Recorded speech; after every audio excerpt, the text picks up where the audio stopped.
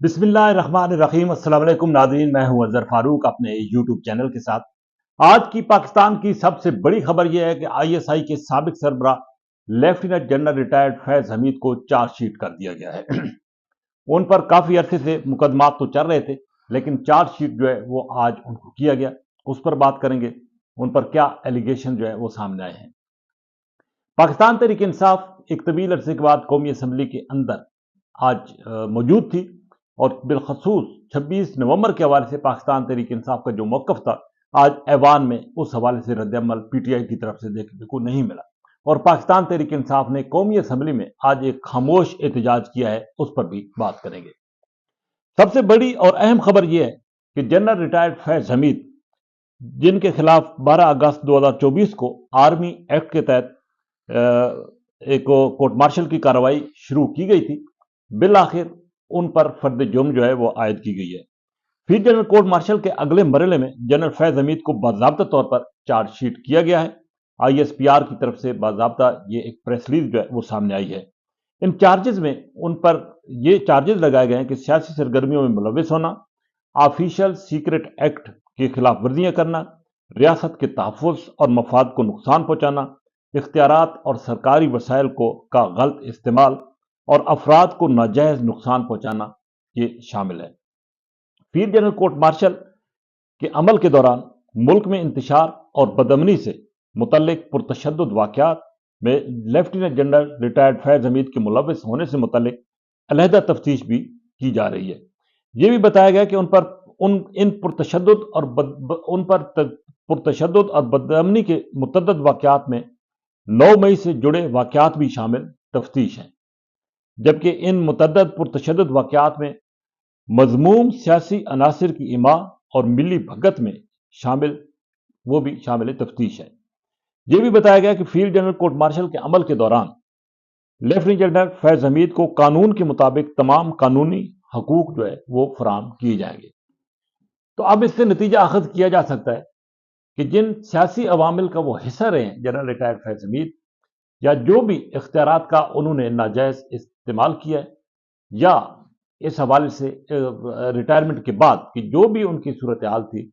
जो भी उनके मामलात किसी भी सियासी जमात के साथ जुड़ी हुए थे, उनके हवाले से ना तो तफ्तीश जारी है, ना सिर्फ तफ्तीश जारी है, बल्कि जनरल रिटायर्ड फैज हमीद के लिए मजीद मुश्किलात जो हैं वो बढ़ती चली जा रही हैं। अब यह भी ख्याल जाहिर किया जा रहा है कि जनरल रिटायर्ड फैज हमीद को अगर सजा होती है तो इसकी पादाश में कुछ ऐसी सियासी जमातें, बिलखसूस एक वाहिद सियासी जमात जिसके साथ उनका ताल्लुक जोड़ा जाता है, पाकिस्तान तहरीक इंसाफ, उसके लिए भी शायद मुश्किलात बढ़ जाएं। बहरहाल ये आगे चलकर पता चलेगा कि फैज हमीद से जो इंक्वायरी हुई या जो भी तहकीकात के नतीजे में सूरत हाल सामने आई, उसके लिंक्स, उसकी कड़ियाँ कहाँ का जाके मिलती हैं। लेकिन फैसल वाडा बिल्कुल वाज़ेह तौर पर यह कह रहे हैं कि शायद पाकिस्तान तहरीक इंसाफ के बानी चेयरमैन इमरान खान के लिए मुश्किलात अब मजीद बढ़ जाएं। लेकिन फिल वक्त इस हवाले से कुछ नहीं कहा जा सकता जब तक कि ये सारा प्रोसेस आगे नहीं चलता। आज पाकिस्तान तहरीक इंसाफ का रद्दअमल कौमी असम्बली के अंदर देखने की बड़ी तवक्को थी, और ख्याल ये जाहिर किया जा रहा था कि पाकिस्तान तहरीक इंसाफ के MNAs जो है वो ऐवान को सर पर उठाएंगे। जो पाकिस्तान तहरीक इंसाफ इल्ज़ाम आयद करती है कि 26 नवंबर को इस्लामाबाद के डी चौक में पीटीआई के साथ ज्यादती हुई, पीटीआई पर जुल्म हुआ, और पीटीआई को वहां पर धरना देने की इजाजत नहीं दी गई बल्कि ऑपरेशन किया गया। लेकिन पीटीआई के MNAs हैरान कुन तौर पर बहुत कलील तादाद में ऐवान के अंदर आए, और जो है वो बिल्कुल खामोशी के साथ बैठे रहे। अलबत्ता उन्होंने प्ले कार्ड तो उठा रखे थे,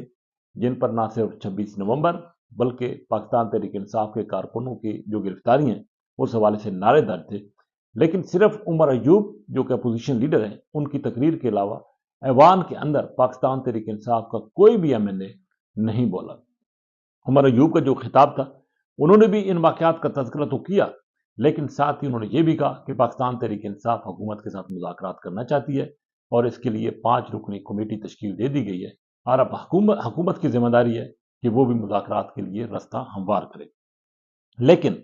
बाकी पाकिस्तान तहरीक इंसाफ के किसी भी रुकन की तरफ से ना तो कोई शोर शराबा, हंगामाराई देखने को मिली, और ना ही कोई एहतजाज देखने को मिला। माजी में पाकिस्तान तहरीक इंसाफ के जो अरकान कौमी असम्बली थे, वो ऐवान को अपने सर पर उठा रहे थे, स्पीकर डाइस का घेराव होता था, भरपूर एहतजाजी नारे होते थे, शोर शराबा होता था, हंगामा आराई होती थी, यहाँ तक कि दक्कम पेल और अरकान कौमी असम्बली हुकूमत और अपोजिशन के नौबत गुत्थम गुत्था होने तक भी पहुंच जाती थी। लेकिन हैरान कुन तौर पर ये आज माहौल बिल्कुल भी देखने को नहीं मिला। दूसरी तरफ वफाकी वजीर ख्वाजा आसिफ ने भरपूर दिफा किया उस दिन जो कार्रवाई हुई 26 नवंबर को, और पाकिस्तान तहरीक इंसाफ की जो सूबाई हुकूमत है उस पर भी इल्ज़ामात की बौछार दी। लेकिन जैसा कि मैंने कहा कि ये अब समझने से कासिर है कि पाकिस्तान तहरीक इंसाफ ने ऐवान के अंदर आज भरपूर एहतजाज क्यों नहीं किया, आपने एहतजाज रिकॉर्ड क्यों नहीं कराया। सिर्फ उमर अयूब की तकरीर की हद तक ये एहतजाज रिकॉर्ड कराया गया। तो इससे ये नजर आ रहा है कि शायद पाकिस्तान तहरीक इंसाफ या तो मुज़ाकरात के लिए संजीदा है और वो समझती है कि एहतजाज की बजाय मुज़ाकरात का रास्ता इख्तियार करके इन मसाइल का हल निकाला जाए, या फिर पाकिस्तान तहरीक इंसाफ को ये मालूम हो चुका है कि हालात अब इस नहज पर पहुंच चुके हैं कि मजीद एहतजाज जो है वो मसले का हल नहीं है। बहरहाल आने वाले दिन ये मजीद बताएंगे कि इस हवाले से पीटीआई का मौक़िफ़ क्या सामने आता है। लेकिन एक बात तय है कि पाकिस्तान तहरीक इंसाफ अब मुज़ाकरात के लिए संजीदा है और ये समझती है कि हुकूमत के साथ मुज़ाकरात के जरिए कोई दरमियानी रास्ता निकाला जाए, ताकि ना सिर्फ बानी पीटीआई बल्कि पीटीआई के दीगर अरकान भी जेलों से वो जो गिरफ्तार